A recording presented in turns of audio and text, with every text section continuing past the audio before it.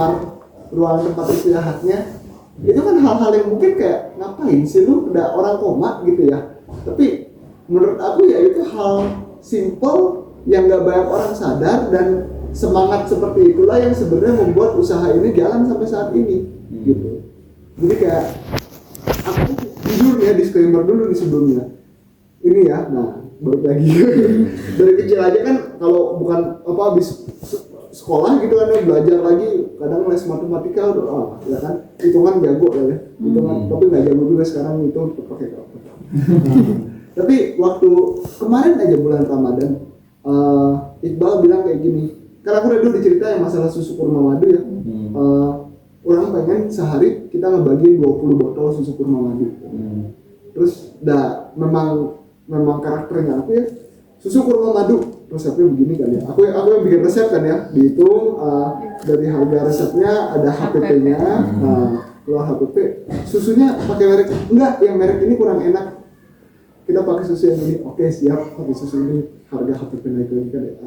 Terus kayak botol gitu kan ya, packaging, stiker ya kan, terus belum biaya transport dan lain-lain, HPP keluar top. Nah, 20 botol dalam sehari, sebulan kurang lebih 30 hari ya bulan Ramadan, berarti itu 600 botol. 600 botol, HPP sekian, aku kaliin, ini saldo kita ngendap aja nggak ada. Saldo yang kita punya sekarang saat itu tuh, mau beli 600 botol tuh nggak ada. Lu mau bagi dari mana? Iqbal santai dia.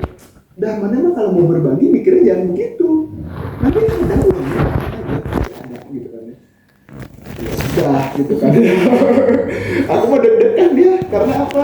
Kondisi belum beli tepung, belum beli apa, uang saldo aja tuh kalau di ini nggak ada gitu loh.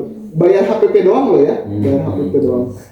Terus kayak ya udah sok tuh kita jalanin. Hari pertama bikin 20 botol lah. Aku bikin 20 botol. Jadi kayak susu kurma madu itu emang dari sirupnya sendiri pun kita motong kurma sendiri, kita ngerebus biji kurma, kita apa sih namanya, pakai saringan terus di kayak bubur bayi tuh. Supaya dia jadi sirup kental gitu kan ya. Nah, itu bikin sendiri, dibikin 20 botol, dibawa ke masjid nih hari pertama ya, jalan. So, udah bawa. Besokannya bikin 20 botol lagi. Besokannya bikin 20 botol lagi. Hari keberapa gitu, kalau nggak salah bener hari keempat atau hari kelima, Iqbal bilang, kalau bikin 40 botol ya. Kita bikin 20 botol sehari aja nggak kuat, ini 40 botol. Ya, 40 botol serius, ya masjidnya lebih besar katanya. Orangnya lebih banyak. Ya, 40 botol. Bikin 40 botol. Besokannya kalau nggak salah 2 hari kemudian atau 3 hari kemudian, kau bikin 120 botol. Apa? 120. Iya, orang bantuin 120, nggak mungkin sendiri. Siap bareng-bareng bikin 120 botol ke Salman, kalau nggak salah Salman ITB. Banyak itu masjidnya besar katanya. Iya, Salman tahu, orang juga kuliah di ITB. Si Iqbalnya juga ITB kan. Ya, oh iya, sip 120 botol. Jadi itu dijalankan setiap hari tanpa aku menghitung banyak lah. Kayak order masuk berapa, diminta bikin berapa, aku bikin berapa gitu. Ada yang hari bikin 60, bikin 40. Total dalam sebulan awalnya kita cuma ngitung 600 botol ya. Di akhir kita ngitung ada 1.200-an botol keluar. Dan aku ngeliat saldo lagi kan. Lah, saldonya lebih banyak daripada HPP yang kita butuhkan saat itu. Semua udah keluar. Terus kayak ini uang dari mana? Nggak tahu, banyak yang transfer gitu ya. Jadi emang ada sahabat nikmat yang memang kayak ikutan donasi aja bareng sama kita. Dan makanya dari sana aku belajar dari hitung-hitungan manusia bukan hitung-hitungan Tuhan. Jadi jangan sok pintar sama Tuhan. Gitu. Aku mau ngitung kayak gimana pun, kalau Tuhan bilang kasih dan kamu mampu, memang kamu mampu memberi gitu. Jangan melihat kondisi kamu sekarang gitu. Nanti kondisi kamu akan dimampukan untuk memberi itu kalau memang niatan kamu memberi gitu ya. Jadi kayak oh iya memang benar Tuhan, matematikamu bukan matematikaku. Jadi kayak ya udah, itu yang kita laksanakan sampai saat ini kan ya. Dan kita memang bisa bergerak terus seperti ini. Awalnya kita cuma ngebagiin roti satu-satu ya ke driver Gojek, kadang-kadang ya udah selewatnya gitu kan ya. Waktu kita bisnis kan naik turun ya pasti ya. Waktu kita lagi di atas malah kita nggak berbagi. Bukan karena kita lupa berbagi ya, tapi lebih tepatnya nggak sempet. Karena kan high season banget ya, oven cuma satu, kita ya udah oven dipakai untuk memenuhi demand. Kita ini apa namanya, catat nih ngutang segini nih, ini ngutang segini nih. Nanti waktu udah low turun kan ya, nggak ada orderan, kita bikin roti tetap. Jadi maksudnya dari segi operasional bagus juga, karena orang-orang operasionalnya jadinya nggak kaku tangannya kan ya, tetap dilatih gitu kan ya. Terus kayak dari supplier dan lain-lain kan nggak ada yang mempertanyakan kayak kok lu tiba-tiba nggak beli tepung gitu kan ya. Tepung tetap jalan dan segala macam, dan itu memang sudah siap kita donasikan gitu. Lama-lama jadi banyak banget karena kan orderannya banyak, berarti kan yang tanggung jawab didonasikan juga banyak dong. Banyak banget. Gimana ya ini mau kita bisa keliling Bandung seharian ini ngebagiin 120 roti gitu. Ya, jangan dibikin katanya. Terus gampang nanti ada jalannya katanya. Jadi kita ngobrol-ngobrol, kebetulan waktu itu aku ngobrol ada temen dia penggiat HIV/AIDS. Terus kayak kalau katanya ada acara nih bisa bantu support nggak katanya. Support apa? Sponsor katanya. Wah, uang segini mah orang nggak punya. Sponsor nggak bisa. Palingan kalau mau kita ada roti gratis bisa dikasih buat konsumsi. Oh iya boleh sip. Jadi ada acara-acara yang memang mereka memberikan dampak. Jadi kita ada ngajarin anak-anak pinggiran, barengan sama Tanpa Batas, waktu itu tanpabatas.id gitu kan ya. Terus ya yang bisa kita support sampai sekarang ya kurang lebih konsumsinya itu ada roti-roti. Anak-anak mungkin kan maksudnya jarang makan roti gitu ya, walaupun sekedar roti coklat gitu.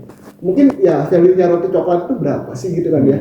Tapi value mereka makan dan itu intangible loh. Waktu mereka makan dan mereka suka kayak wow coklatnya banyak gitu kan. Sekedar itu bukan coklatnya enak loh ya, coklatnya banyak gitu. Hal-hal yang kayak gitu yang intangible nggak bisa dibayarkan pakai uang dan memang nggak perlu diuangkan. Itu udah ini makanan hati ya gitu. Jadi si semangat berbagi itu membuat kita jalan sampai saat ini. Itu membedakan waktu kenikmatan duniawi di Jakarta terus sama di Bandung. Begitu ceritanya. Jadi Tatang ya waktu ini kan ngomongin Tatang ya. Iya. Si Tatang waktu di Bandung yang bikin ulang. Masalahnya adalah waktu aku bikin ulang di Bandung, Tatangnya nggak pernah berhasil. Jadi apa yang aku lakukan, aku balik dulu ke Jakarta. Bikin Tatang di Jakarta 10 hari waktu itu. Dia udah kuat kultur organismenya, aku balik ke Bandung. Gitu. Iya. Tapi ya lucu sih, makanya memang kesannya roti ya gitu. Cuman di balik ini ya maksudnya aku suka makan roti juga ya. Tapi di balik ini memang yang dikejar bukan rotinya sih, bukan anunya. Tapi ada bahasan di mana kalau misalnya salah satu dari kita meninggal ya. Jadi lucu nih bahasannya. Nggak masalah, mana yang meninggal aja gitu. Tapi semangatnya jangan ikutan meninggal ya. Jadi kayak ya kalau aku meninggal ya semangat aku kan dibawa sama Iqbal ya. Kalau Iqbal kenapa-napa ya semangat dia aku bawa gitu. Dan harapannya sampai nanti kita berdua udah nggak ada juga semangat berbagi itu tetap ada yang ngejalanin ya orang-orang lain inilah gitu. Jadi kita dalam sebuah aksi untuk jadilah manusia yang berguna untuk manusia lainnya. Jadi sombong. Biasa ini standarnya manusia emang harusnya begitu gitu. Oke. Iya kan? Begitu. Gimana, ada pertanyaan lain nggak? Berarti awalnya emang otodidak ya pertama, belajar sendiri. Benar. Tapi ya itu aku mengkredit juga. Jadi kebetulan karena aku orang Jakarta, banyak teman-teman dari STP Trisakti. Kayak kemarin di Jakarta aja tuh kebetulan ketemu, terus kita ngomong bahas banyak tentang oven.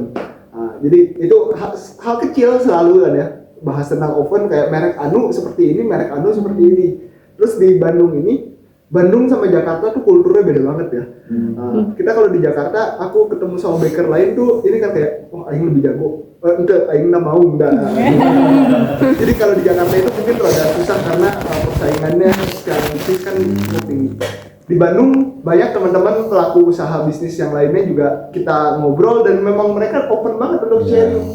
Dan bukan cuma tentang rotinya ya, aku belajar banyak tentang rotinya juga.